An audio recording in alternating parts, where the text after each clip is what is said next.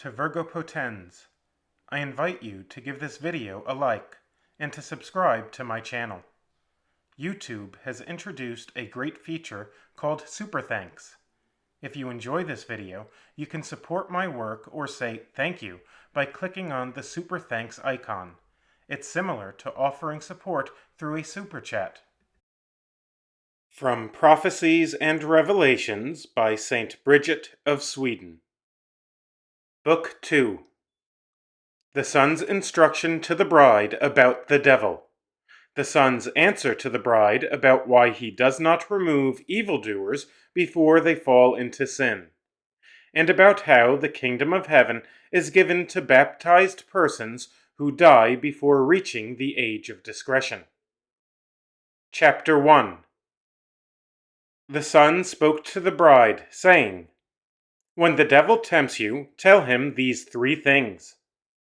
The words of God cannot be anything but true. Second, nothing is impossible for God, because he can do all things. Third, you, devil, could not give me so great a fervor of love as that which God gives me. Again the Lord spoke to the bride, saying, I look at people in 3 ways. First, their outer body and what condition it is in. Second, their inner conscience, what it tends toward and in what way. Third, their heart and what it desires. Like a bird that sees a fish in the sea and assesses the depth of the water, and also takes note of the storm winds, I too know and assess the ways of each person, and take note of what is due for each. For I am keener of sight and can assess the human situation better than a person knows his own self. Therefore, because I see and know all things, you might ask me why I do not take evildoers away before they fall into the depths of sin. I myself asked the question, and I myself will answer it for you. I am the Creator of all things, and all things are foreknown to me. I know and see all that has been, and all that will be. But, although I know and can do all things, still, for reasons of justice, I no more interfere with the natural constitution of the body than I do with the inclination of the soul. Each human being continues in existence according to the natural constitution of the body, such as it is, and was from all eternity in my foreknowledge. The fact that one person has a longer life and another a shorter has to do with natural strength or weaknesses, and is related to a person's physical constitution.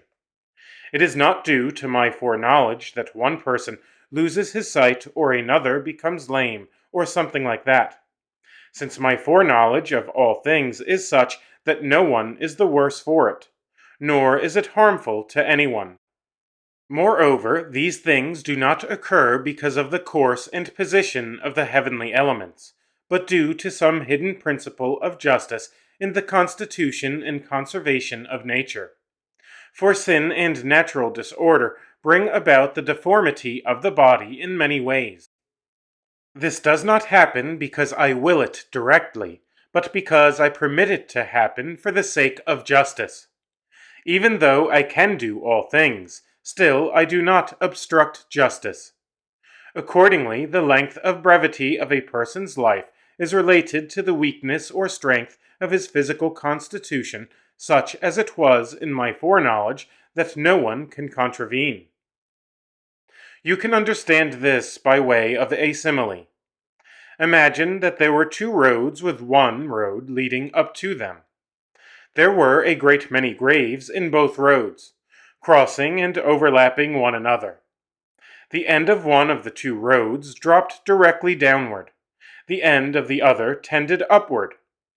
At the crossroads was written, Whoever travels this road begins it in physical pleasure and delight, and ends it in great wretchedness and shame. Whoever takes the other road begins it in moderate and endurable exertion, but reaches the end in great joy and consolation. A person walking along on the single road was completely blind. However, when he reached the crossroads, his eyes were opened, and he saw what was written about how the two roads ended. While he was studying the sign and thinking it over to himself, there suddenly appeared next to him two men who were entrusted with guarding the two roads.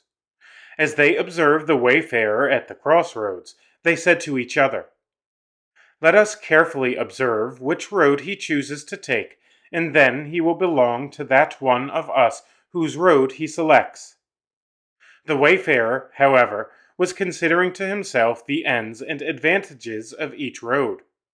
He made the prudent decision of selecting the road whose beginning involved some pain, but had joy at the end, rather than the road that began in joy but ended in pain. He decided that it was more sensible and endurable to get tired from a little exertion at the start, but rest in safety at the end. Do you understand what all this means? I shall tell you. These two roads are the good and the evil within human reach. It lies within a person's power and free will to choose whatever he or she likes upon reaching the age of discretion.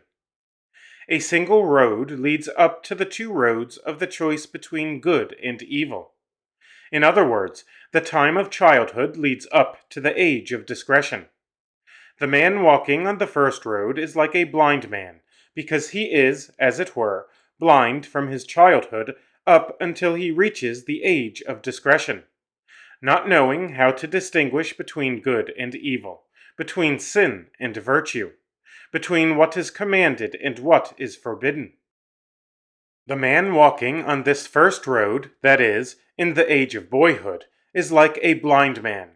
However, when he reaches the crossroads, that is, the age of discretion, the eyes of his understanding are opened. He then knows how to decide whether it is better to experience a little pain but eternal joy, or a little joy and eternal pain. Whichever road he chooses, he will not lack those who carefully count his steps. There are many graves on these roads, one after the other, one over against the other, because both in youth and in old age, one person may die earlier, another later, one in youth, another in old age. The end of this life is fittingly symbolized by graves. It will come to everyone, one in this way, another in that, according to each one's natural constitution and exactly as I have foreknown it.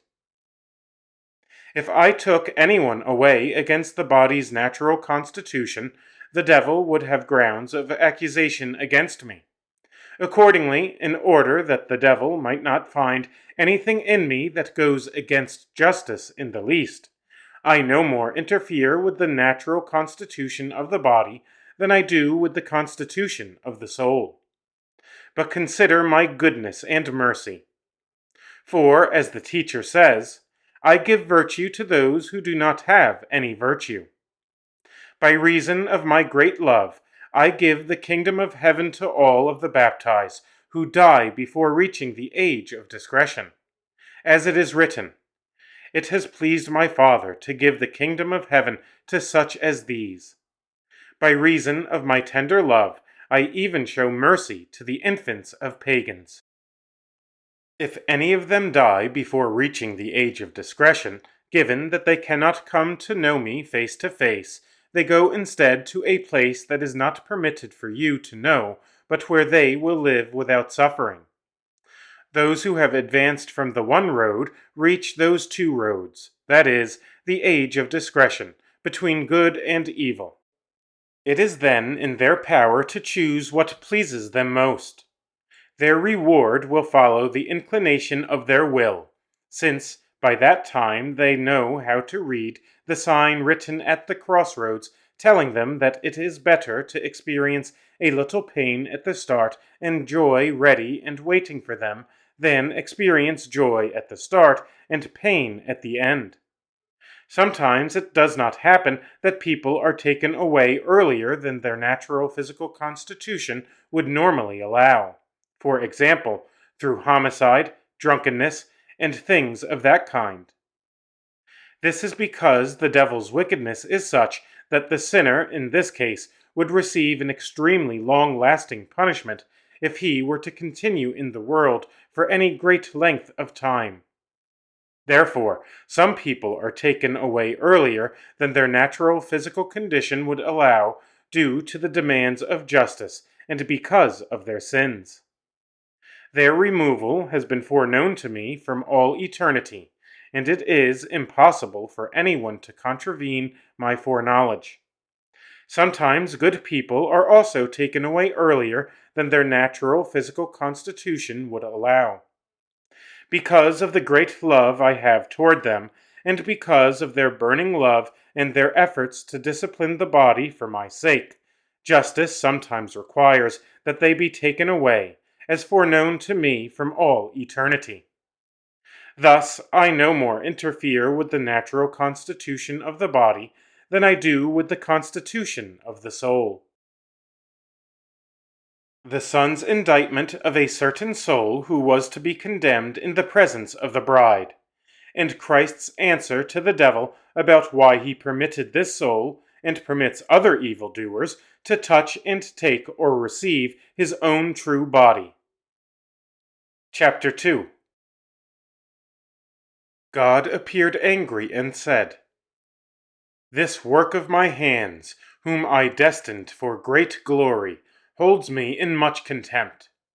This soul, to whom I offered all my loving care, did 3 things to me. He averted his eyes from me, and turned them toward the enemy. He fixed his will on the world. He put his confidence in himself, because he was free to sin against me. For this reason, because he did not bother to have any regard for me, I brought my sudden justice upon him.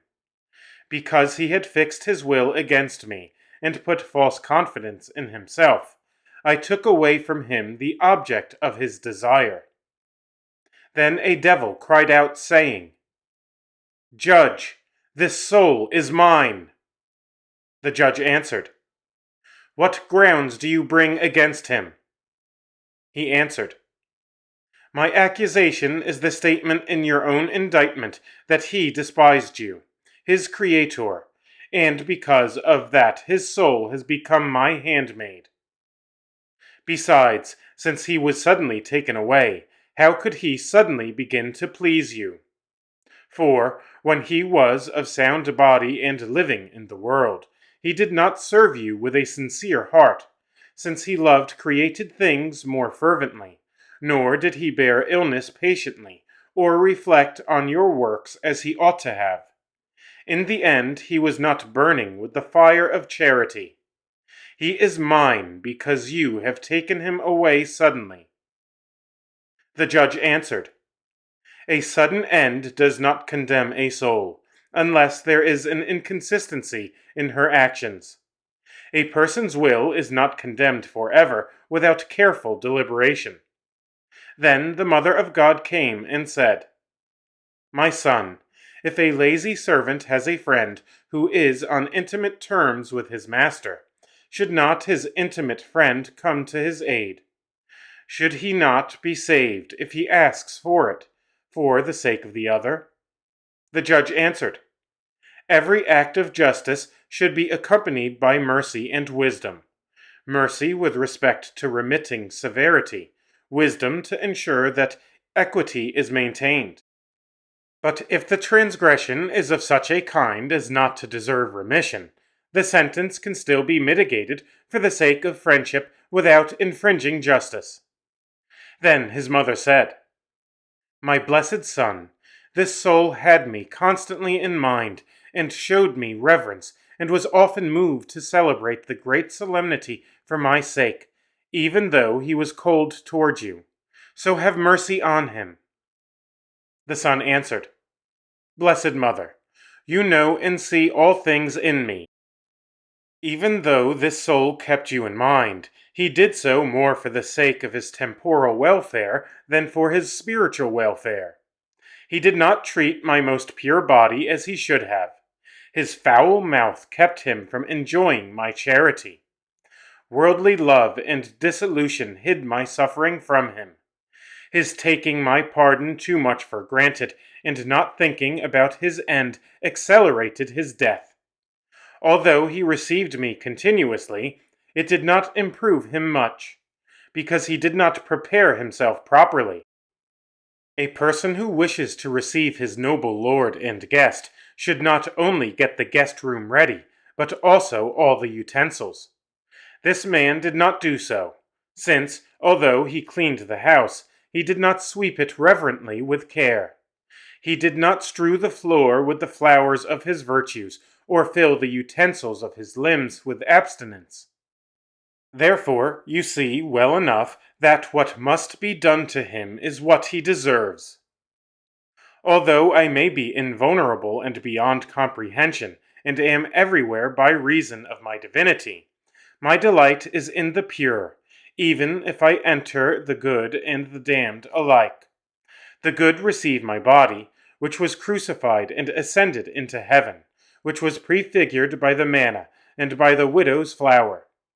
The wicked do so likewise, but, whereas for the good it leads to greater strength and consolation, for the wicked it leads to an even more just condemnation, inasmuch as they, in their unworthiness, are not afraid to approach so worthy a sacrament. The devil answered, If he approached you unworthily, and his sentence was made stricter because of this, why did you permit him to approach you and touch you despite his unworthiness? The judge answered, You are not asking this out of love, since you have none, but my power compels you to ask it for the sake of this bride of mine who is listening. In the same way in which both the good and bad handled me in my human nature, in order to prove the reality of my human nature as well as my patient humility, so too good and wicked alike eat me at the altar. The good unto their greater perfection, the bad in order that they may not believe themselves to be already damned, and so that, having received my body, they might be converted, provided they decide to reform their intention. What greater love can I show them than that I, the most pure, will enter even the impurest of vessels, although, like the material sun, I cannot be defiled by anything. You and your comrades despise this love, for you have hardened yourselves against love. Then the mother spoke again. My good son, whenever he approached you, he was still reverent toward you, though not as he should have been. He also repents of having offended you, though not perfectly. My son, for my sake, consider this to his advantage. The son answered, As the prophet said, I am the true sun, although I am far better than the material sun. The material sun does not penetrate mountains or mines, but I can do both. A mountain can stand in the way of the material sun with the result that the sunlight does not reach the land nearby. But what can stand in my way except the sinfulness that prevents this soul from being affected by my love? Even if a part of the mountain were removed, the neighboring land would still not receive the warmth of the sun. And if I were to enter into one part of a pure mind, what consolation would it be to me if I could smell a stench from another part? Therefore, one should get rid of everything that is dirty, and then sweet enjoyment will follow upon beautiful cleanliness. His mother answered, May your will be done with all mercy. Explanation. This was a priest who had often received warnings regarding his incontinent behavior, and who did not want to listen to reason. One day, when he went out to the meadow to groom his horse, there came thunder and lightning that struck and killed him. His whole body was left unscathed, except for his private parts, which could be seen to be completely burned. Then the Spirit of God said, Daughter, those who get themselves entangled in such wretched pleasures deserve to suffer in their souls what this man suffered in his body. Welcome to the Virgo Potens YouTube channel. If you enjoy this video, give it a like. I also invite you to subscribe to this channel so that you won't miss new content. Please prayerfully consider supporting my work by becoming a patron of Virgo Potens on Patreon and/or by buying one of my books. My ebooks are available on Amazon as well as on the Apple Bookstore.